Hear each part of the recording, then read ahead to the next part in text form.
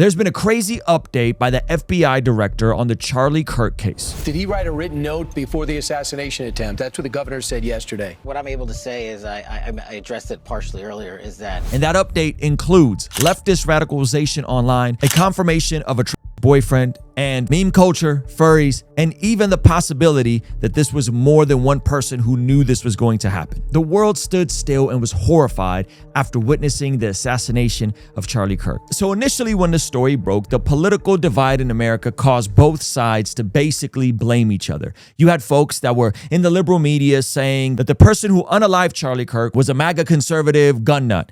And then as the details started coming out, more and more people were starting to see the full picture of what had happened here. And the broader pattern recognition, specifically with this sort of ideology being weaponized against Christians. Now, there's so many details to this story that we're going to unpack in this video, but here are the things that we know according to non-biased news. This is a website called All Sides, and what's been verified to the utter disillusionment and frustration of the mainstream liberal media is that Tyler Robinson was in a romantic relationship with a male who is transitioning to female. This is according to the Utah governor, the FBI, and this was reported to Fox. And I think the deeper question that some people have, especially folks that watch my channel, is was Charlie Kirk unalive for his faith, or was this something that was just a political issue? We're going to get into that in a moment, but let's look at the other facts that have been now verified across the news. This is a website called All Sides, and it basically presents how the left and the right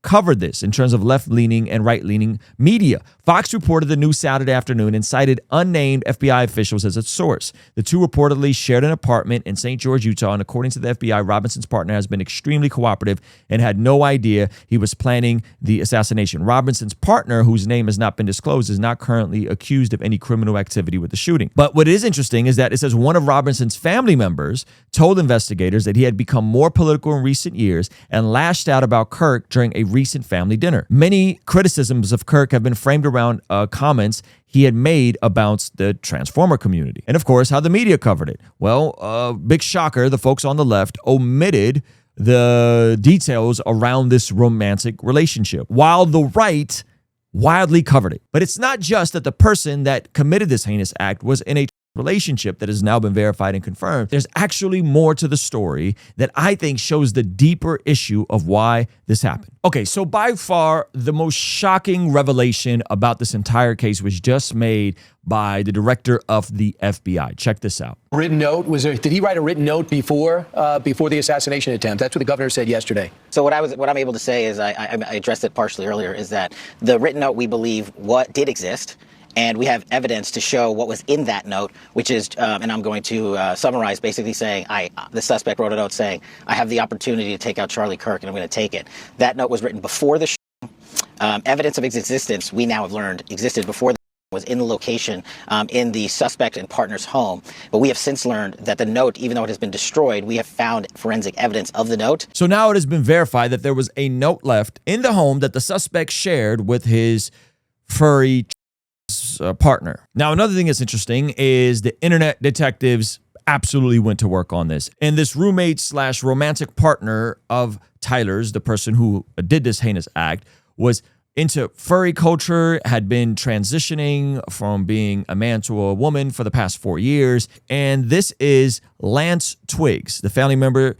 This is based on information with the family member of Lance Twiggs. So the family member said she knew Twiggs was brought in for questioning. Okay. A neighbor claimed 2 weeks ago several people driving cars out of state plates were seen going in and out. They did not give off a good vibe. Now, as they looked into Twiggs, which is the boyfriend slash woman, whatever he is, they looked into his social media accounts and found this person named Sherburn75, who posted right here to my side, and it says, "We effing did it." Lance Twiggs, the person who was in a relationship with the is apparently following people that are not just celebrating this, but are kind of alluding that there may have been multiple people in on this. And when they are going through the records and all of the online chatter, who knows what is going to come out of this. Now, the interesting thing is all of this has also gone on to widen the FBI's investigation into if pro-trans online groups potentially knew in advance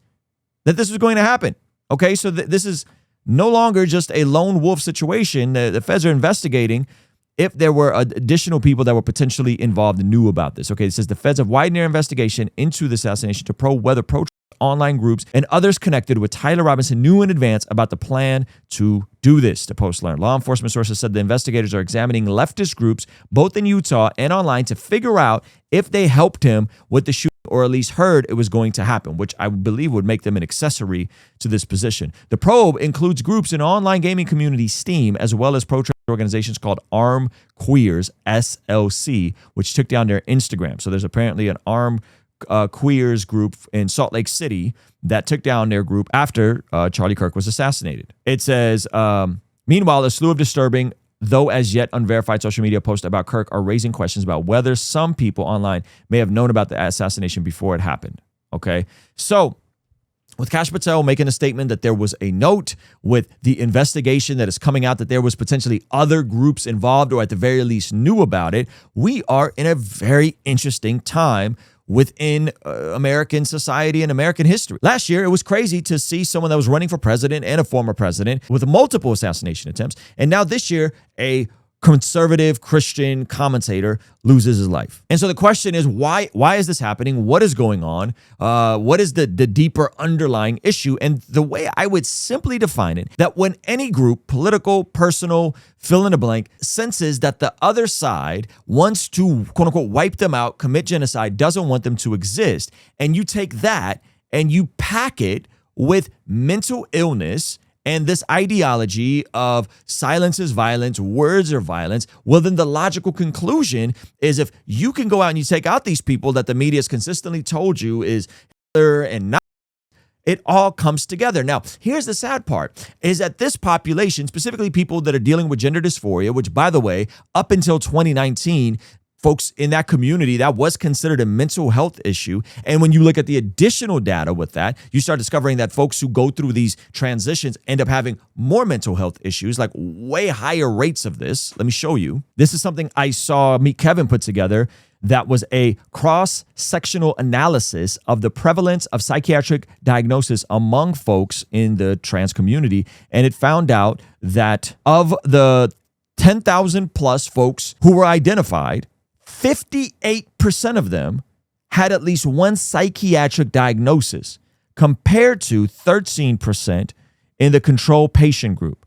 Okay, folks in this community have statistically significant increases in prevalence for all psychiatric diagnoses carried with major depressive disorders and generalized anxiety. Folks in this community are 6 times more likely to have a mood or anxiety disorder than the general population, 3 times as likely to be prescribed antidepressants and anti-anxiety medication, and more than 6 times as likely to attempt self-deletion, resulting in hospitalization. So why all this push in terms of this sort of stuff impacting young people and pronoun, hospitality, and gender-affirming care for younger people? Well, because they believe that folks who start this hormone treatment in adolescence had fewer thoughts of suicide and were less likely to experience major mental health disorders if you start them sooner. That's why we're seeing this stuff pushed on kids. So here's the sad part about all this. You're dealing with a population of people who are already more likely to have mental health issues. 13% of the regular population has some sort of psychiatric diagnosis, where 57% of this population has a psychiatric diagnosis. Meaning these folks are already more vulnerable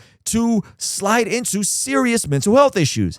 And you tell them repeatedly that the Christians and the conservatives over there want to wipe you out, don't want you to exist, don't want you to have any rights, when really the rights that are being talked about specifically is, hey, you can't be in women's sports, you can't use a women's bathroom, hey, we're not going to subsidize your gender-affirming care. That is a recipe for people who already feel marginalized and have mental health issues to then become radicalized on the internet, like this dude who, by all accounts, was a Mormon living in Utah with conservative values, and then goes off to college for a few years and gets completely radicalized into this stuff, is in a relationship with a furry, which I don't know if you know much about furries, but it's a subpopulation on the internet that dresses up and pretends to be an animal. There's some overlap with some of the trans stuff. It's really crazy that the stuff that's happening here. And if you think I'm being unfair, here is a liberal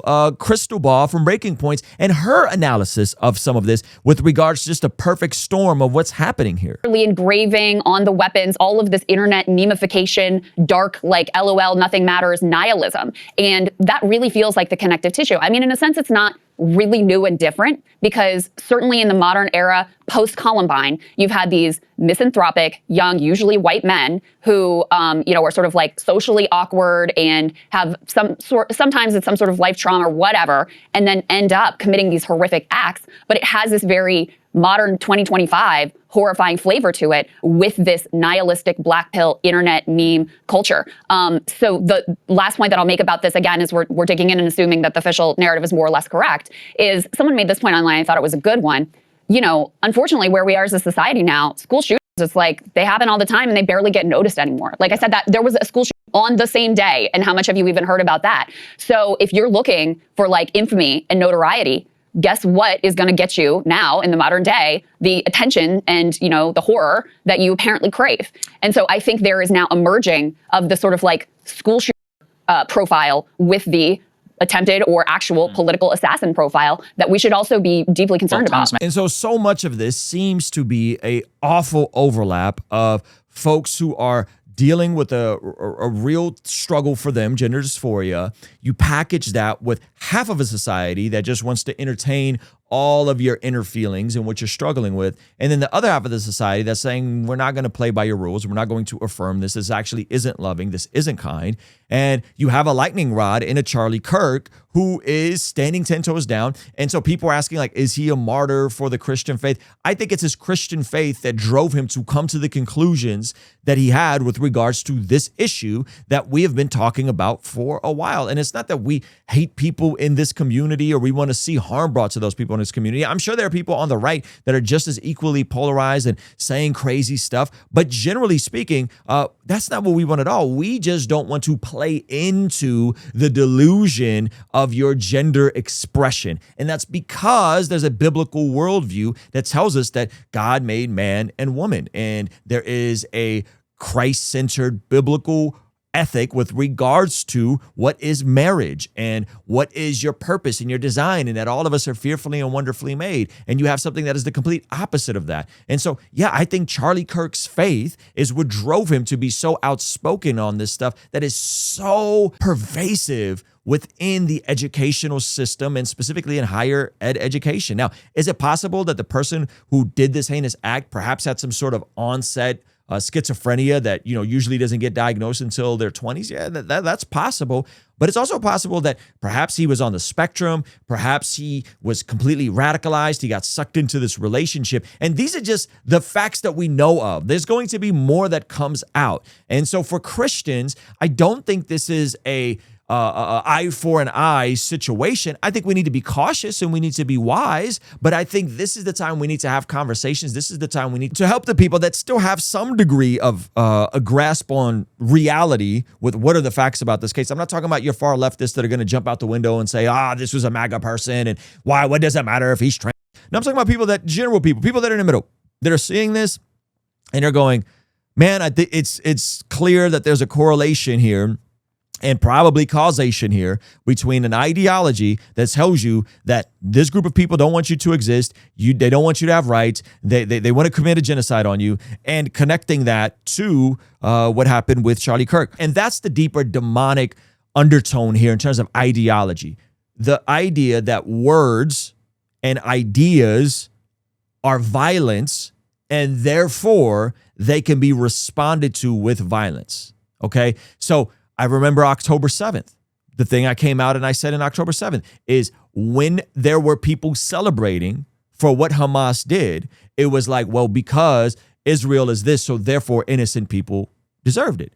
When the United Healthcare CEO was assassinated, there were people that were celebrating and saying that he deserved it. Now, regardless on our thoughts on everything the government of Israel has did or everything a healthcare corporation has did and how many issues we have with the healthcare system in America, ideas and people doing their job is never a call for political violence or assassination attempts, and especially when it involves innocent people.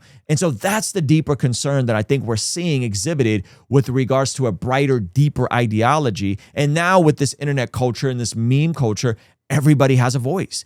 Everyone can chime in. And so where do we go from here as followers of Jesus? I think where we go is we have to have a grace and truth. One of the things that Crystal pointed out in her video, Crystal Ball from the Breaking Points, is that there's a rise of nihilism, a rise of people that are so disillusioned with reality because things are getting harder. The wealth gap, the being able to provide for yourself, so on and so forth. Those things are getting harder. At the same time, this is an amazing opportunity for folks that are involved in tech and understand how to build things and understand how to create things and leverage the technology available to them. Charles Dickens, in his Tale of Two Cities, said it's the best of times and it's the worst of times. And I think this is where we are right now. From one standpoint, the fact that we're so interconnected as Christians and we could preach the gospel and it can go out to millions of people from something that we shot on our phone, that's incredible. We've never seen a time like this ever. At the same time, that same phone can lead to the radicalization that we're seeing from folks that are more vulnerable and already distorted in their thinking, and that it should cause for concern. I don't think that means we retreat.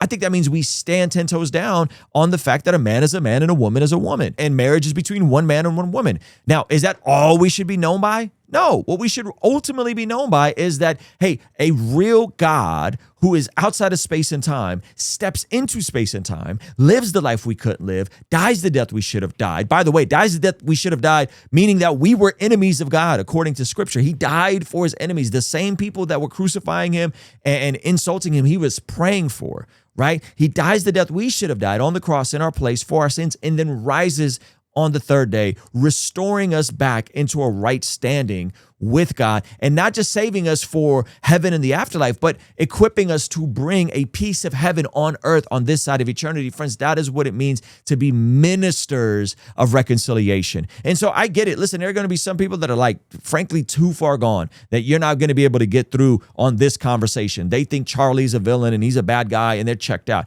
And then there's going to be friends that are trying to make sense of it all. I'll tell you right now, yesterday, our churches were packed. My church was packed. I saw friends in church, acquaintances in church that I did not think rocked with Charlie Kirk. I did not think rocked with some of his values, and they were broken and disturbed over it, showing up in church, trying to figure out how to make sense of everything that is going on. And so I think that this is an opportunity for us to be more bold in our faith, right? For the harvest is plentiful, Jesus said, but the workers are few. Are you willing to step in to some of this and exhibit the love of Jesus, exhibit the kindness of Jesus, while at the same time exhibit the boldness and the truth of Jesus, not to dehumanize people, not to speak about people as if they're not human, but to acknowledge that I love you as an image bearer, but your ideology is awful, and I can't enable the delusion. I can't play along in this sort of thing, right? And ultimately, I think that is where we are. That is the opportunity that we have in terms of the broader cultural conversations. But I want to hear from you guys. What do you guys think? Are you surprised by this? I'm not. I'm honestly surprised that so much of the media tried to suppress this and isn't reporting the fact that, yeah, there's a through line of causation with the last several situations like this, from political violence, from the radical left to the radical right. It's also happened from the right to the left. Historically, it's been more right to left, but now it seems this idea of, hey, this is going to be the end of these people's existence, and so you grab people that are sick, you tell them that, and all of a sudden, this is how these things play out. And so those are my thoughts. Let me know what you think about it. I think this is a huge thing in this case. I think it's only going to get more and more crazy with the details that come out. And I'm curious to hear from what you think about this in the comment section. Do you see this as opportunity to share your faith? Let me know down below. And if you want to see a pastoral perspective on all this, I got to sit down with my brother, Lyle Phillips, a pastor out of Nashville. And I actually shared a word from my therapist on how to process some of this. So we'll have this over here for you. All right. I'll see you over there. Peace.